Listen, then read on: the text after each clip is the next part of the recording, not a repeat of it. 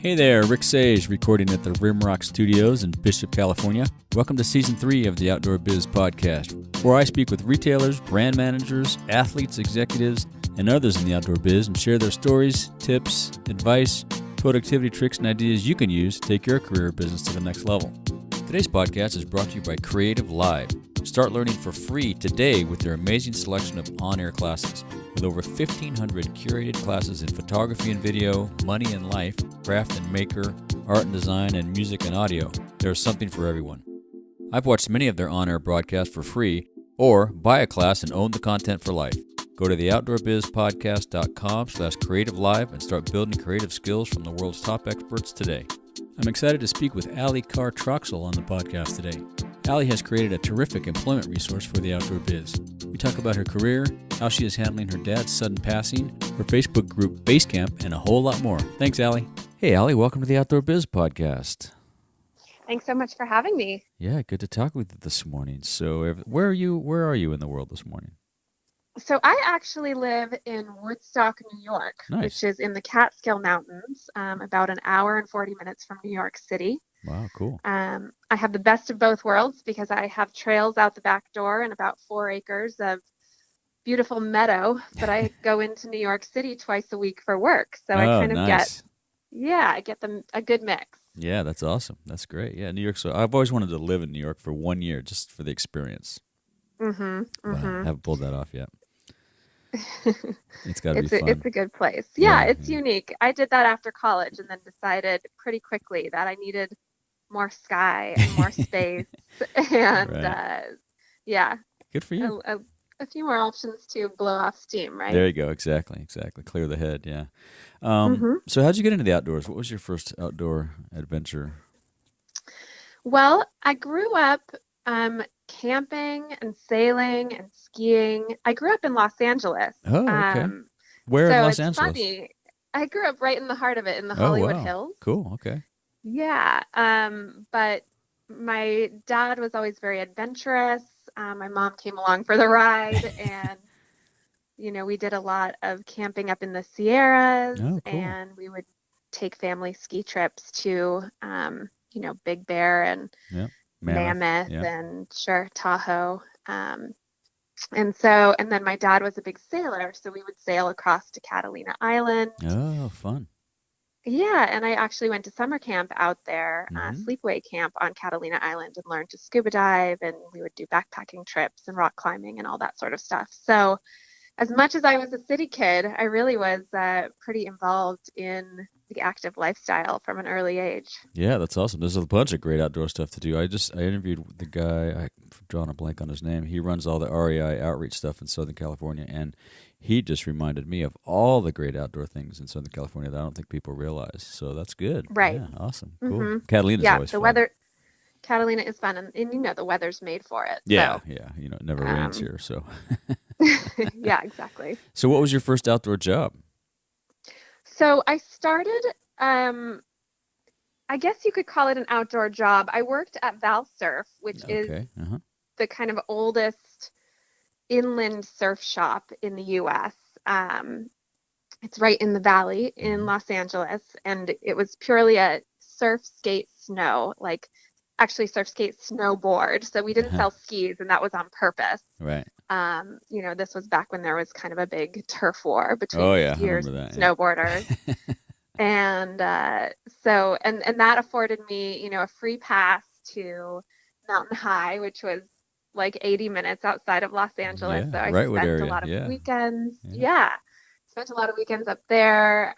Started surfing when I was working at Val Surf, and kind of just fell in love with the outdoor lifestyle, active lifestyle. So that was sort of my first, I would call it, my high school job. Right. And you parlayed that into quite a career, because we were talking earlier, you were the editor, not one of the Outside Magazine associate editor or something. That's right. Yeah. So exactly. So my first, after I graduated college, I was in New York for a year working in magazines, and actually was on staff at Travel and Leisure. Okay. Had a pretty good title. I was, an associate research editor online back when nobody knew what a blog was. Right. And I had the opportunity to be an intern at Outside Magazine. I had applied 3 times for the internship. Oh, wow. And it was highly competitive. I think they said it was like 1 in 300 applications. Wow. Would get through. So harder than maybe even getting into Harvard. Yeah. Wow. Good for you. That's cool. Yeah. Well, it took me quite a few tries, but I was persistent. You kept at it. Yeah. That's great. Yeah. I loved the literary side of the magazine, as well as, the passion really comes through for the outdoor lifestyle. Right. And so I demoted myself and took about half the pay and moved across the country to a place that I had never been, to New Mexico, Santa Fe. And took an internship at Outside Magazine that was supposed to be 6 months, and it ended up turning into 6 years there. Wow, good for you. Yeah, so I did everything from the grunt work of fact checking and shipping gear and making, photocopies to, by the time I left, I was the associate managing editor and, helping edit the travel section, editing the monthly gear section, managing the buyer's guides, and getting to travel and interview amazing people. Yeah, it was really a great job. Yeah, I was going to ask, did you get to travel around a lot because of that? I'll bet. I did. Yeah, I got to, I went to France once to write a story on a ski wear owner of a ski wear business. So that was exciting. And I went to a lot of events, what were the Teva Mountain Games in Vail, and some of the surf contests with the ASP and things like that. Did you get to go to Banff at all? I never went to Banff. Okay. No. Yeah. I worked at Eagle Creek for about 10 years, and I think Outside came in at the end of our tenure as presenting sponsor and the Banff Mountain Film Festival. What a great event that is. Oh my goodness. Yeah, very fun. I've heard. Yeah. I did go to Telluride Mountain Film and actually filmed a television show with Outside Television there a couple years in a row, and got to interview some very interesting scientists and explorers and people making a difference, out in the world, using their kind of outdoor expertise to go into some remote places, doctors, helping to cure blindness, or things like that. So, super interesting. Now, how did you figure out who and what you were going to cover? Did you guys, I'm sure you guys had meetings, annual, quarterly, weekly, probably. How did that come about? What's the process for that? Yeah. So it all just kind of depends on what comes to your desk and, how you pitch it to the higher editors. I happen to be one of the only people on staff who had an action sports background.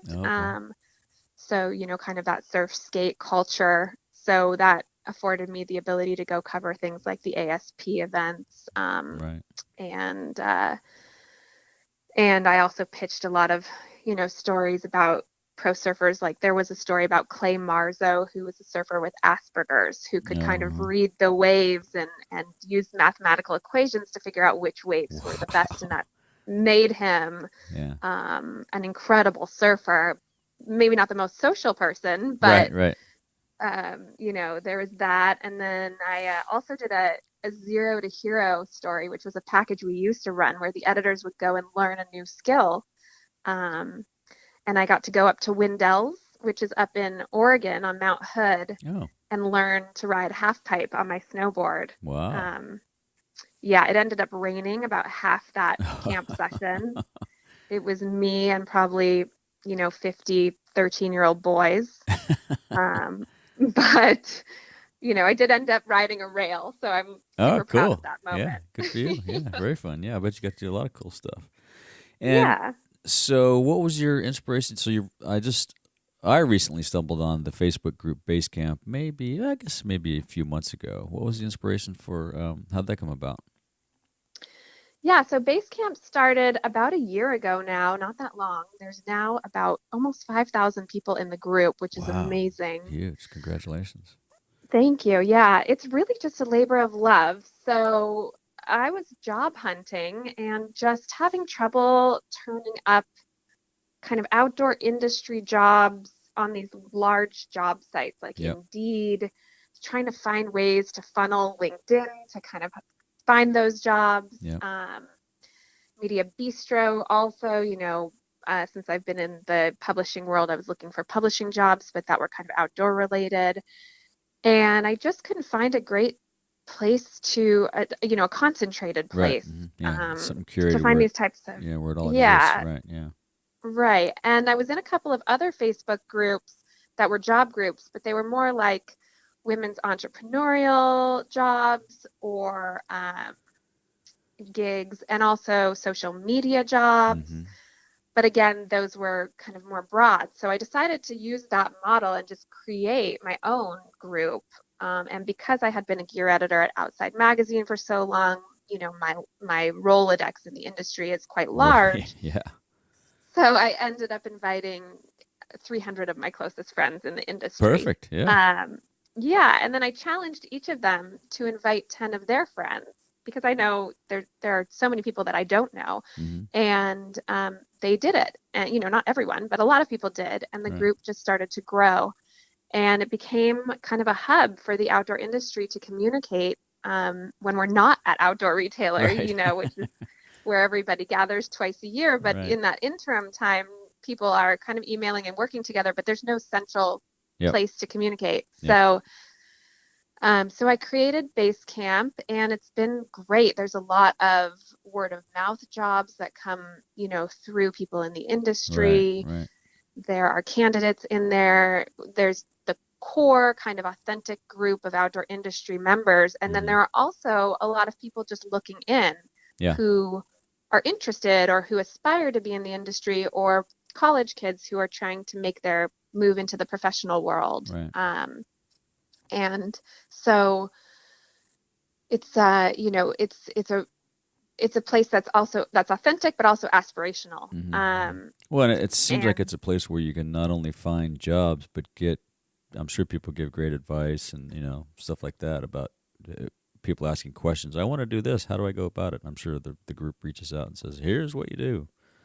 Yeah, I've been very, I've just been impressed by members' willingness to kind of, talk to strangers and say, hey, did you think about this? Or here's a resource that might work for you. Or, if you add a little more information to your question, maybe we can help you in a better way. That's the beauty of the industry, though, I think. We are so collaborative, whether we're competing as brand managers and sales guys against one another, or just looking for new people to help come in. It's just, I love that about the industry. Absolutely. Absolutely. Well, you never, something to keep in mind in your career, you never know who you're going to end up working with. That's right. Or, collaborating with in the future. Right. And I've seen that come about several times in my career, where I end up working with people who I used to work with, or people I worked with in one capacity who I end up working with in a different capacity. And so it's always worthwhile to be, friendly and helpful. That's right. That's right. Put your best foot forward. Yeah. And you're also still with the Gear Patrol, right? I am, yeah. So actually I just started with Gear Patrol in June. I'm the managing editor there now. And yeah, we cover outdoor gear. We have our own kind of stake in that industry, as well as many other industries. So we cover, motoring and watches and men's style and home products. Cool. So it's a nice mix, but I'm really, really enjoying it. Yeah, it must be fun for you. You get to do a wide variety of things and connect with everybody. I mean, that's one of the fun things for me at the podcast. I get to talk to so many great people. I love that. Yeah. Yeah. Absolutely. Yeah. And how about a couple of accomplishments you're most proud of with either Basecamp or Gear Patrol or both? Well, actually this month in the November issue of Outside, I have a big feature article that I've been working on for the last year. So that was very, very exciting to see it come out. It's on a difficult topic. I lost my dad last year. He was lost at sea. Yeah. Wow. He was pursuing a dream to sail around the world and was 3 weeks out into the Pacific Ocean. And, appears over text message to have lost his mind, which is not completely abnormal in that circumstance. Yeah. Yeah. So I, explored what potentially happened to him. I talked to experts in the field who could give me more insight and kind of retraced some of his steps in Mexico where he left from, and reported on his disappearance. So a challenging task, but also incredibly fulfilling, and just, now it's out there. Yeah, so it's, yeah. Well, great. We'll link to that in the show notes. That'll be interesting read. I look forward to reading that. Yeah, thanks. It should be online in a few weeks. Okay. Right now it's out in print, just hitting newsstands right now. Cool. Okay. And he was going to sail solo? Was that what he was doing? Well, he ended up trying to do this leg solo. His plan wasn't necessarily to go solo the whole way, but he did end up trying to do this leg solo. So he was alone. Wow. Man, that must be tough. Yeah. And he had experience, obviously. Yeah, we grew up sailing. This was his third boat. He did have experience. He had been sailing 5 months consecutively up to that point down the coast of Mexico, much of it by himself. So, wow. Oh, I'm sorry, but it'll be interesting to read about that. That's great. Good for you to thank you to use that for something bigger. Yeah, absolutely. I feel like, as sad as it is to lose my dad, it was also a gift in a way. Yeah, right. So. Yeah, that's awesome. Yeah. And so in starting the base camp group, what were some of the things that were the most challenging, or maybe one of the things that was the most challenging? Well, it's funny. Facebook groups are kind of the Wild West from an entrepreneurial standpoint. So there are a lot of people monetizing their Facebook groups. And some of them are making quite good money off of them. I have toyed with this idea over the year, I should say, in between jobs, thinking, could I leverage this into something professional? Right. And, the most I've made off of it is about $50. Right. Let me stop you there for a minute, because I struggle with the same thing on the podcast, but a lot of the folks that you read about in the social media world that are monetizing, I don't know that many of them are really monetizing, right? They're trying to, but like you say, a lot of people I talk to, I make $50 a month. Well, that's not monetizing your blog, Facebook, whatever, right? Right. It depends. Facebook groups can have a lot of different uses. Some of them are, people use them for, as a communication platform for a business that's not on Facebook. Okay. And then they can push sales through their Facebook group. So obviously that's a totally different model. Right. And some of them are making, or like coaching and things like that. They're able to use it for that purpose and make some money. And so I've brainstormed over the years I say that again. I've brainstormed. It seems like it's been around forever. It's great. That's a good thing. It feels like a long time. Yeah, believe me, I can relate. Yeah, I've brainstormed a bit, and in the end, it just keeps coming back to this labor of love and this resource that I really like just running and putting out there for people. And it just grew so organically and naturally, and from my own passion for mentoring people in their careers, in the same way that people have mentored me. And so, it just is what it is. And there have not been many challenges. The biggest challenges are probably just like deleting the, spam posts that end up in there very occasionally, which is not a whole lot. Yeah, that's good. And then navigating the changes to Facebook every time they make a change. That's one of my challenges. Yeah, it hasn't affected our group too much. I haven't really noticed many things. So, yeah. Cool. So, how do you promote it? Do you have to do a lot of promotion or advertising or any of that kind of thing? Or is it just mainly friends and word of mouth? It's mainly friends, word of mouth, and people can also find it on Facebook. So people who are searching outdoor jobs may come across the group. They do have to request to become a member, but but I approve everyone. There's not even questions to get into the group. I just approve everyone. Nice. Yeah, good. I did make some flyers and handed them out at OR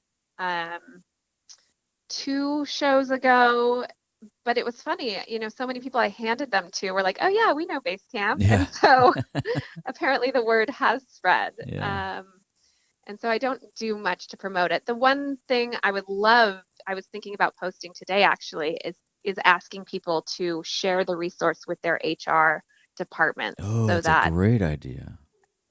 We can get even more jobs posted in there, because I really do want it to be this kind of central hub for all facets of the industry, from guiding to product design to retail sales to, sales reps and ski patrol, or, everyone is welcome. All outdoor jobs are welcome, even jobs that aren't in the industry that are in outdoor places like Aspen, that sort of thing are fantastic too. That's great. Yeah, I think that's going back to your outside experience. That's one of the great things that Outside Magazine did, was it really broadened the definition of outdoor. It was more active lifestyle than outdoor. And I'm following that same mantra with the Outdoor Biz podcast, right? I interview people that are, adventure travel operators and things like that. So I think you're on the right path there. That's a good idea. I like that. Yeah. And do you work with any nonprofits? Yeah, so I work with Hike It Baby, which is an organization that gets people outside, babies outside from birth through school age, pretty much. It's not limited to that age, but that's kind of the target group. It's a great group. I launched the Seattle chapter, which when we lived there, which now has, I don't know, a few thousand members in it. And I've launched a chapter here in the Catskill Mountains as well. Cool. Yeah, so, my first daughter was 7 weeks when we started the Seattle chapter. Very cool. And I found it to be such an amazing resource for overcoming kind of those baby blues that are inevitable. And when, for me, I needed something to kind of latch onto and work on during maternity leave, because I'm just that type of person. And you probably have to get out of the house, right? I mean, you're just sitting there. It's great to have the little one, but I don't have kids, never been married, but I can only imagine, Yeah, once your body heals and you start to feel some sense of a rhythm, and there's some, level of routine in place, then it's nice to have a little something to work on or focus on. And so Hike It Baby really offered that to me, and it offers that to pretty much anyone. I mean, you can start a branch wherever you live if there isn't one already. You can lead a hike if there aren't hikes on the calendar during a time that works for you, or in a place that's near you. So it's really open to taking volunteers, and there are even some paid members now, which is such a great resource for stay-at-home moms who maybe want to start getting back into the workforce, or moms who maybe worked in a professional manner before having kids and don't want to lose those skills. The organization is very supportive of trying to get people involved in ways that cool. We'll link to that in the show notes. That'd be great. That's great. That's awesome. Yeah, and if you haven't interviewed Shanti Hodges, who runs Hike It Baby, she's an amazing person as well. Yeah, I need to reach out to her. I was doing a consulting project with the German kids backpack brand, and I don't think we ever pulled off a project with her, but we were talking about it. Yeah, she's amazing. Done a great job with that group. Yeah. Absolutely. And what outdoor activities do you participate in? Still do pretty much everything? Well, once you have kids, it becomes a little more challenging. But right. I did get my 4-year-old out on the stand-up paddleboard over the summer. So, cool. that was great. Try to get her out skiing. Actually, she's been snowboarding since she was about 2. Awesome. But got her out on skis this last winter for the first time. Hiking, lots of hiking, which is what we have a lot of here in the Catskills. And yoga, And I'd like to do a bit more road cycling and mountain biking, but I'll get back there. It's just not happening right now. Yeah, but, it'll happen. Yeah. Good for you. That's awesome. And so at the base camp group, you must have some interesting advice or suggestions for folks either wanting to get into the outdoor biz or grow their career if they're already in. Yeah. I think that in the end, even though the jobs are within the outdoor industry, they are still jobs. And so if you're trying to transfer into the industry and are already kind of at your mid-level career, it's, you have to think about what skills have you picked up and how are those relatable to a job that you're applying for. So being able to really speak to the job responsibilities in your cover letter and your past experiences and how they relate is huge. If you're just trying to get your foot in the door for the first time, try going to outdoor retailer, try to meet with brands that interest you. Be open to rolling up your sleeves and starting from the ground up. I know a lot of people who have gotten their starts as interns and stayed with companies for years and years in this industry, and worked their way up into, pretty senior positions. So, and actually some of that starts at retail too. I mean, you see that a lot in this industry, people who maybe work at the Patagonia store and then kind of work their way up, or, REI, another great company to work for that promotes people from within. So, a lot of reps I know started, they came, well, not a lot, but a few of them wanted to come from another industry and get into repping. And I told them, you got to start at retail. So they, went down career move and started at retail. And now they've been reps in the biz for a long time. So that's good advice. Absolutely. Yeah, absolutely. Yeah. So, and then be vocal on base camp. Don't be shy.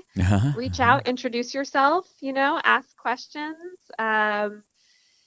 Be specific with your questions, as specific as you can, and offer as much information as you can about who you are, what you do, what you're interested in the outdoor industry, what related experience you have in the outdoor industry.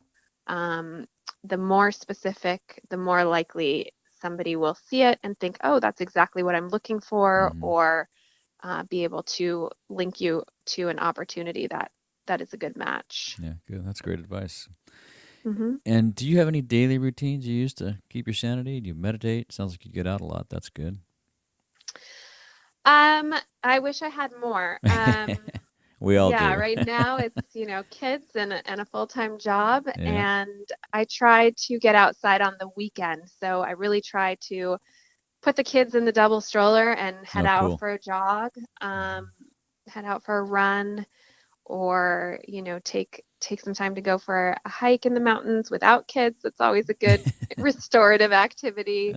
And so, that's, or get up to a lake in the area and just do some natural swimming and kind of hang out by the lake. But nothing daily at the moment, but I should think about implementing that. Well, it sounds like you get out it regularly though. So that's kind of a daily regularly thing. Yeah, that's good. If I'm not getting out and active at least like once to twice a week, which is like actually hard to do when you have a 17-month-old and a 4-year-old. Yeah, right. Then I start to go a little bit crazy. But I once said I judge how successful my week was on how many sports bras are in my laundry basket. There you go. So. I like it. Yep, that's good. That means you got outside. That's great. And do you have any favorite books or books you give as gifts to folks? Yeah, so I've got a couple books that I'm extremely excited to read right now that I haven't had time yet to turn to, but Pam Houston wrote an excellent essay in a Outside Anniversary issue recently, and I've been dying to read her book, Cowboys Are My Weakness. So that's going to be one that I'm picking up. It's not a new book, but something that I just love her writing style, and I am excited to read it. And then a former editor at Outside, Katie Arnold, is coming out with a book called Running Home, which will be out, I think, in the spring from Random House. And looks incredible. You know, it's all about overcoming grief around her father's death by running long distances and becoming an ultra runner. And she actually recently just won a long distance race in Leadville. Oh, wow. That she was not expecting to win. So, you know, she's just an inspirational writer, an inspirational mother, and also an incredible athlete. So I'm looking forward to reading that book. Great, good. Well, we'll link to those two in the show notes if we can find them, or link to something. We'll find something. Or if you have a link, send it to me. That'd be great. Absolutely. Yeah. And who are some of the mentors that have helped you along the way? Yeah, you know, mentors have, gosh, there's been so many people who have helped me, especially recently with this Outside article that I was working on. You know, I had several friends who are writers, people who have written books, or written long feature pieces like this, who read it and gave me advice. Dan Capel, who was my former boss at Wirecutter, an incredible writer, used to be the editor of Mountain Bike Magazine. He is recently transplanted to New Hampshire from Los Angeles. Oh, wow. Big change for him, but he's still at Wirecutter. He's an incredible mentor and really believes in, you know, the staff that he hired at Wirecutter, and has been a great mentor to all of us. And Alex Hurd, my editor at Outside, has been an incredible mentor to me as well. Great. So yeah, we all need those folks to help push us and hold us back and challenge us and all those things. It's great. Absolutely. And early on in my career, I really made it a point to do as many informational interviews as possible. So anyone who had a job that seemed dreamy to me, I would reach out to them and say, hey, you know, I'd love to hear how you got to where you are, and see how I can take some of that career advice and use it in my own search. So that's a good one. Yeah, that's something that, you know, those people were kind enough to pay it forward to me, and I have tried my best to do the same for younger people that have reached out. That's great. Yeah, that's good advice. That's a good way to get exposure and connections and then learn a ton. Absolutely. Yeah. Do you have a favorite piece of outdoor gear under $100? Yeah. I was thinking about this before we chatted, and I actually think this is kind of a funny thing, but my daughters, I have two daughters, and they have rain suits, one from Patagonia, one from Oki Wear, and not every kid in every climate needs a rain suit, but in our climate, we do. My daughters go to a school that's like 80% outdoor. And so, you know, and they do it in all weather, from cold snow to rain to sun and bugs and humidity. And so to be able to get them outside and in any weather and have them feeling, you know, semi-comfortable is just a huge feat. I can imagine, yeah, because with little kids, you know, they're so active. You're dealing with, you know, they get hot, they overheat, they get cold, they get wet. Yeah. So to put them in a rain suit and be like, yes, go splash in that mud puddle and roll around in that mud puddle. Yeah, it's so amazing. That's cool. You know, they learn so much just from touching and feeling and experiencing all the different things outside that it really seems like a valuable exercise. So that's a good one. Yeah, so those are probably my favorite pieces of gear. Yep, good. I can see why. Yeah. Well, those have not been mentioned, so that'll be a good first for the podcast. That's great. Great. As we wrap up, is there anything else you'd like to say or ask of our audience or our listeners? Let's see here. You know, come join us on Basecamp. I'd love to see all of you. It's been so exciting after the mention last week to see a flood of people joining, and actually, you know, I can see kind of what everyone's job titles are as they request to come in, and I'm so excited to see so many more industry people. Oh, good.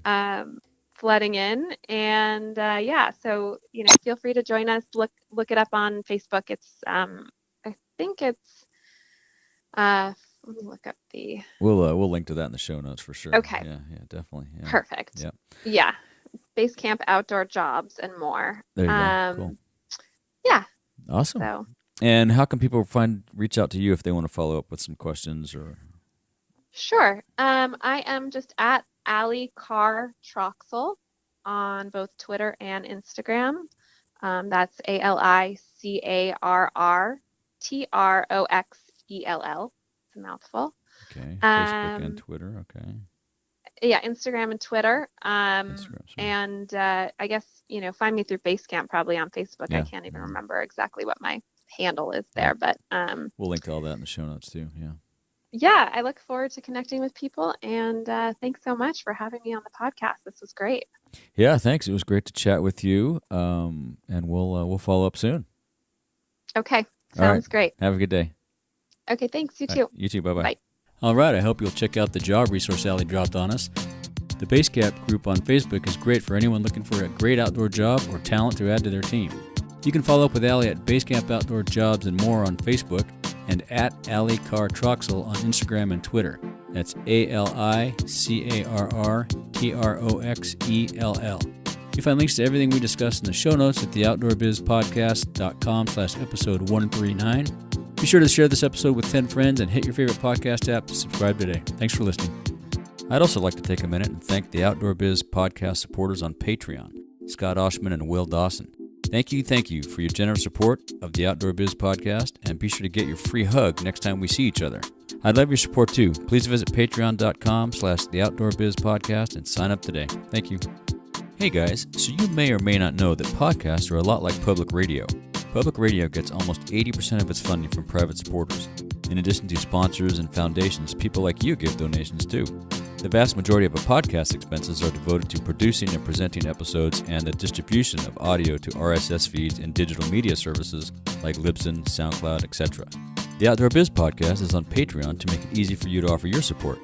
Patreon is a simple way for you to contribute to the podcast every month. There are even some simple rewards in return. Go to patreon.com/theoutdoorbiz and become a patron today. Thank you so much. If you want more of the Outdoor Biz podcast, you can subscribe on iTunes, Stitcher, Spotify, or your favorite podcast app. Be sure to go to theoutdoorbizpodcast.com where you'll find all the links to the episodes, show notes, and much, much more. And be sure to make time to get outside and take someone with you.